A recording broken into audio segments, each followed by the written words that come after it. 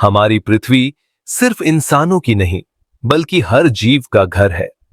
वन्य जीव न केवल प्रकृति का संतुलन बनाए रखते हैं, बल्कि हमें भोजन, दवा और जीवन के लिए जरूरी संसाधन भी प्रदान करते हैं।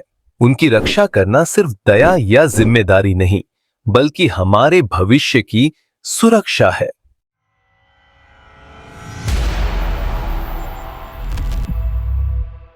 आजकल बढ़ते प्रदूषण, वनों की अंधाधुंध कटाई और अवैध शिकार के कारण कई वन्य जीव प्रजातियां तेजी से लुप्त हो रही हैं।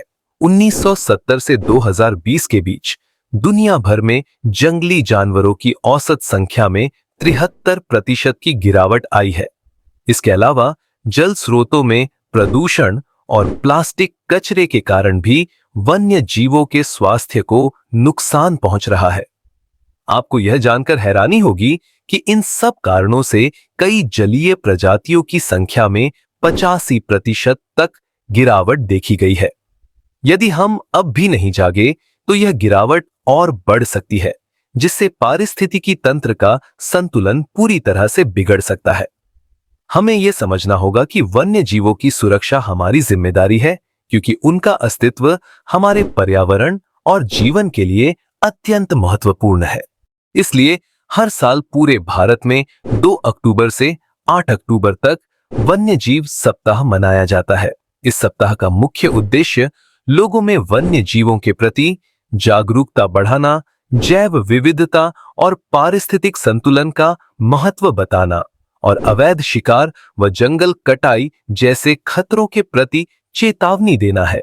इस सप्ताह के दौरान विभिन्न स्थानों पर अलग अलग गतिविधियां आयोजित की जाती हैं, जैसे स्कूल और कॉलेजों में निबंध व चित्रकला प्रतियोगिताएं, जंगल सफारी और शैक्षिक यात्राएं, वन विभागों और एनजीओज द्वारा रैली और सेमिनार, स्थानीय सफाई अभियान व वृक्षारोपण आदि, जिससे वन्य जीवों और पर्यावरण को सुरक्षित रखा जा सके।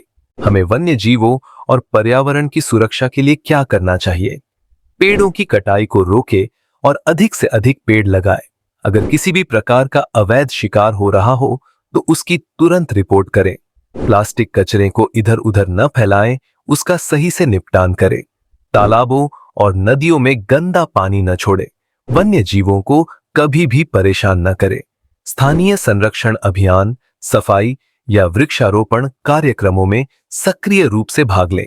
लोगों में अधिक से अधिक जागरूकता बढ़ाएं और सभी वन्य जीव संरक्षण कानूनों और नियमों का पालन करें।